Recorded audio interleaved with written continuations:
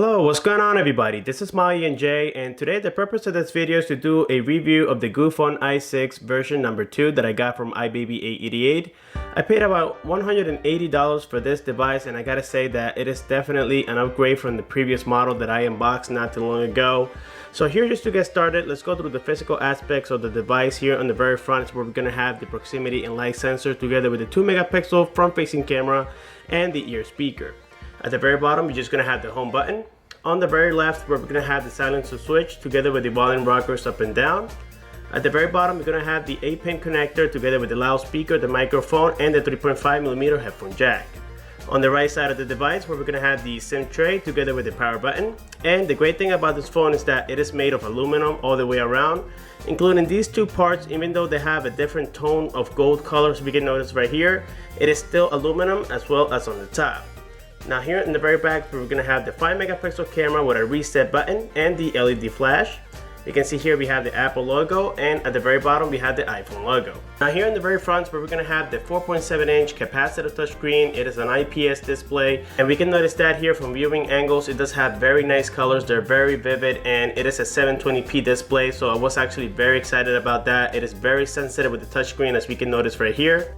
Also, this phone has a quad-core processor. It's the MTK6582. It is clocked at 1.3 gigahertz, and we can notice that here.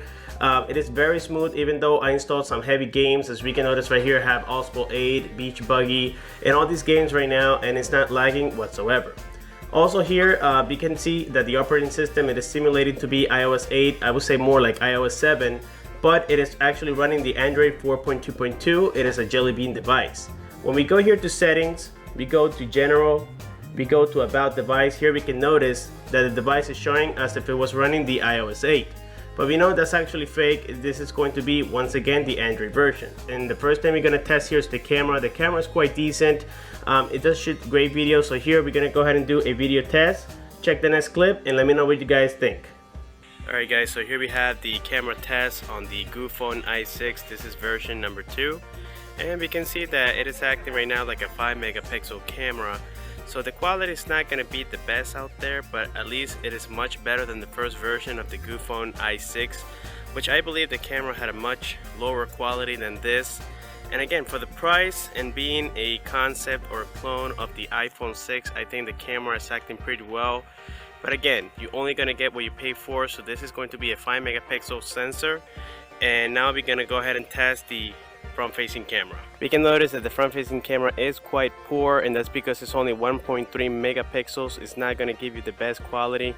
The recording quality on it is quite poor. I mean, you might be able to use it for Skype maybe if you have to, but it's not going to be great for selfies as it's not very clear.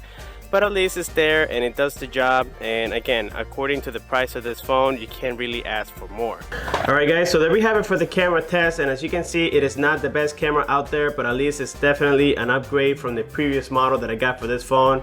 I mean, I gotta say that the first version of the Goophone i6 was actually terrible. It was almost unusable, but this camera definitely got an upgrade.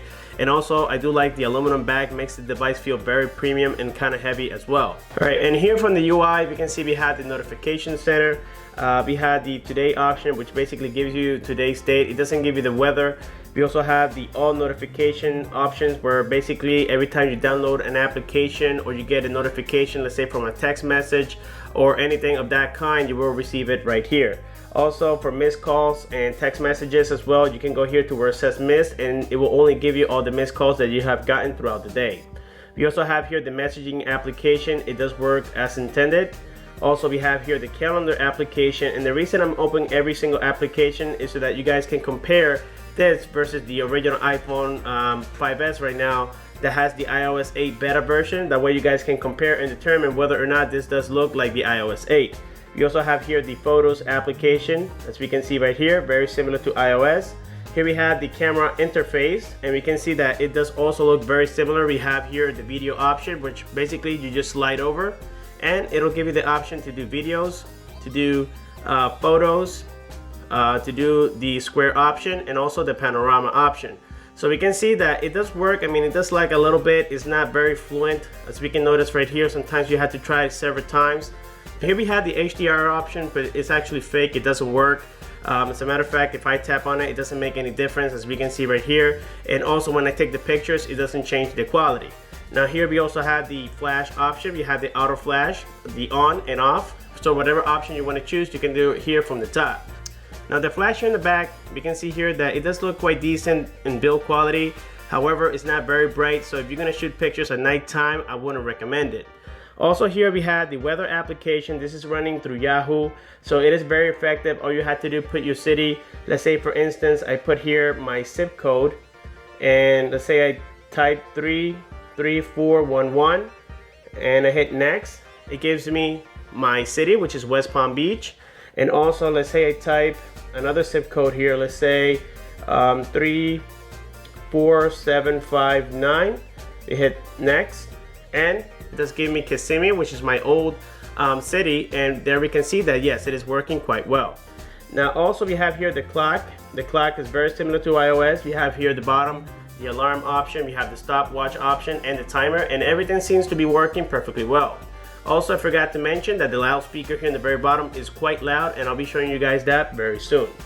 Now, another thing we're gonna go ahead and check here is the maps. The maps is the regular Google Maps, and it does work very well, as we can notice right here.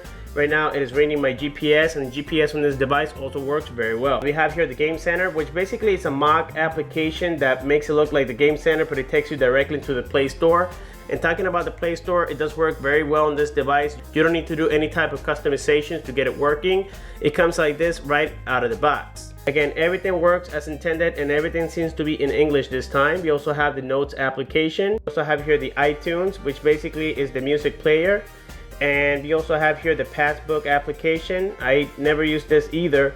I am assuming that it does work. And then here we can see that YouTube is also working perfectly well. I'm gonna open it for you guys right now. And when we go here to my uploads, you can see here all my videos. So unlike the previous model, it didn't actually support YouTube, and I get an error all the time. But this time I was able to log in on this device, and it is working like a charm, as we can see right here. We can also even play videos. So here I have the unboxing of this same device, just to prove to you guys that yes, it is working. And it's not the fastest. I mean, sometimes even though I'm connected to Wi-Fi, it does take a moment, but at least it's working, and you can see that the quality of it is very nice. This is definitely a 720p device, as we can notice right here. Now here we can also see some other application. It comes pre-installed already with the Google Maps, and you can actually use the navigation system. Once again, the GPS on this device also works. Here we have the calculator.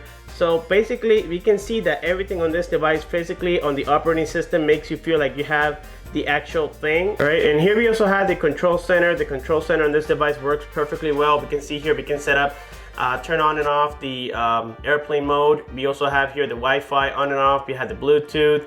We also have here the do not disturb option, and we have many options that work just like iOS. All right guys, another thing we're gonna go ahead and do here is test the Bluetooth. Here I have my little Bose speaker, and yes, I went back to it as I did miss it. So we're gonna go ahead and turn it on. Let's put it on pairing mode here. And now we're gonna go here to settings. We're gonna go to where it says Bluetooth. Let's turn it on, and then we're gonna pair with the device and see how fast it's going to do it. So right now it is searching for devices, and I think it's reading the Bose SoundLink Mini, as we saw right there, and it took just a few seconds. So if we tap on it, now we're gonna pair to it and test the sound. So here we can notice it has connected already, and as well here we can see I got the white light symbolizing that it has been paired. So now we're gonna go back once. Then we're gonna go to where it says sound, and then we go to where it says ringtone, and let's go ahead and test it.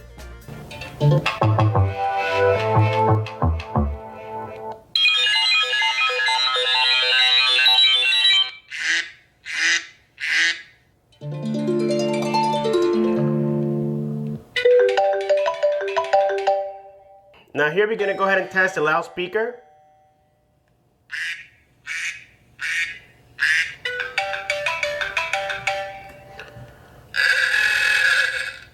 So there we can hear that the loudspeaker is actually a pretty good quality, considering that, again, this is a replica.